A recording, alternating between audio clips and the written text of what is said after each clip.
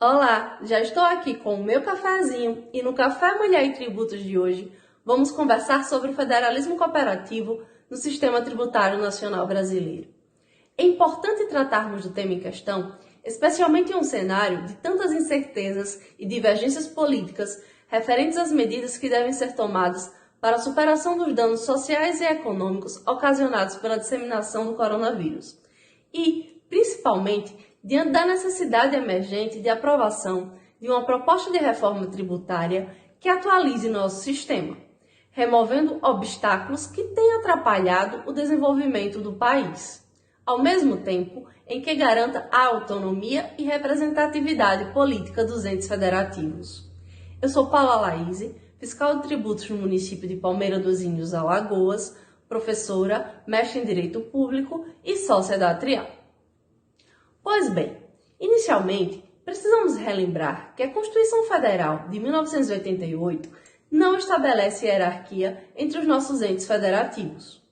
União, Estados, Distrito Federal e municípios são autônomos e possuem competências constitucionalmente estabelecidas, algumas privativas e outras concorrentes.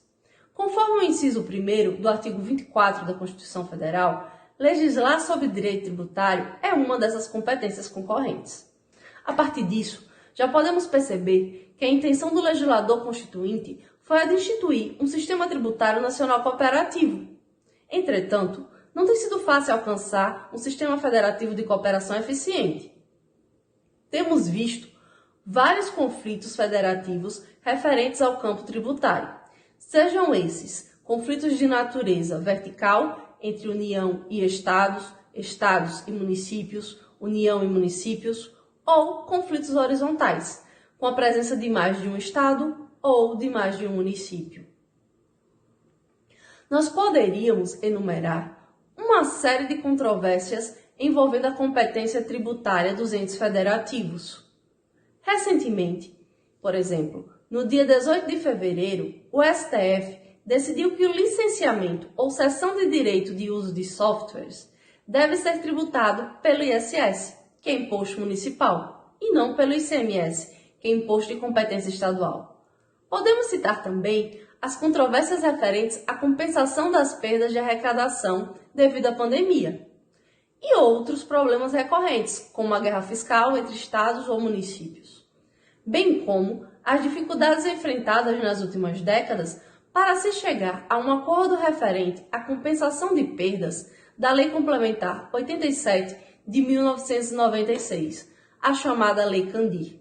Este último assunto já foi tema, inclusive, de vídeo aqui no canal, com a participação da nossa sócia Débora Oliveira. É importante destacar também que a Constituição Federal, ao tratar da legislação concorrente, atribuiu à União competência para legislar sobre normas gerais, aos Estados a competência suplementar e, ante a omissão federal, a competência legislativa plena, bem como aos municípios a competência para legislar sobre assuntos de interesse local. Além disso, a Constituição também estabelece os mecanismos de controle e fiscalização destes entes federativos. Seria muita ingenuidade imaginar que um país com a dimensão territorial brasileira e com a sua imensa diversidade e desigualdade regional poderia abrir mão de um sistema tributário complexo.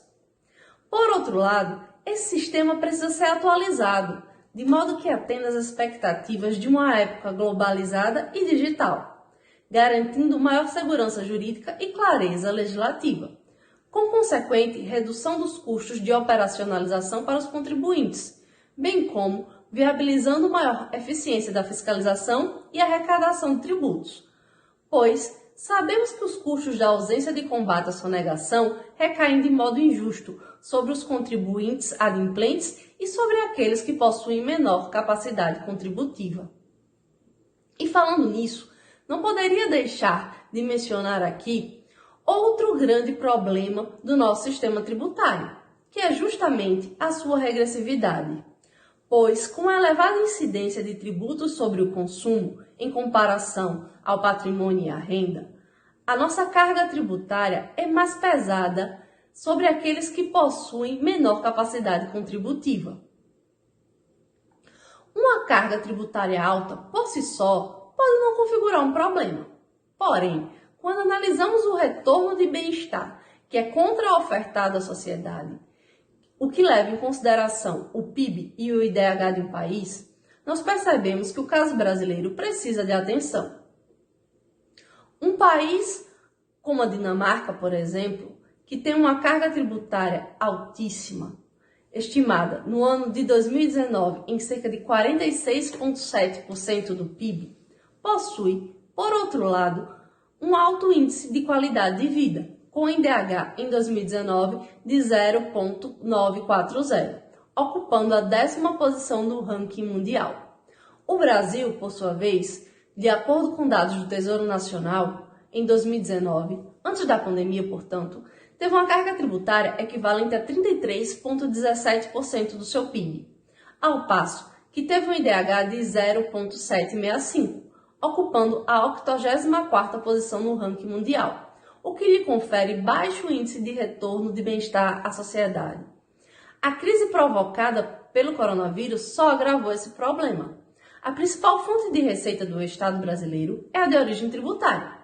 E nós sabemos que a incidência dos tributos está atrelada a fatos econômicos. Medidas como o fechamento do comércio são insustentáveis por longos períodos de tempo. É por isso que os governos do âmbito federal, estadual e municipal precisam alinhar-se no sentido de encontrar alternativas que reduzam os danos à população. Lembrando também que realidades locais diferentes exigem medidas diferentes. Uma crise como a do coronavírus não pode ser utilizada como instrumento de uma guerra ideológica. É sim esperado que haja divergências em um Estado democrático, o qual garante o pluripartidarismo e a liberdade de pensamento e de expressão. Porém, esse mesmo Estado democrático requer ponderação, equilíbrio e esforços de cooperação por parte dos representantes das entidades governamentais, pois estes devem garantir e representar, primeiramente, os interesses do povo brasileiro. Bem, espero que eu possa ter contribuído de alguma forma com as reflexões que trouxe aqui. Gostaria de agradecer finalmente às coordenadoras do projeto Café, Mulher e Tributos, Raquel Firmino e Roseli Matias, a todas as sócias da Atrial e tributaristas convidadas que têm enriquecido nosso projeto abordando temas tão atuais e interessantes. Continuem acompanhando os vídeos do projeto, pois muitos temas tributários importantes ainda serão discutidos. Até mais!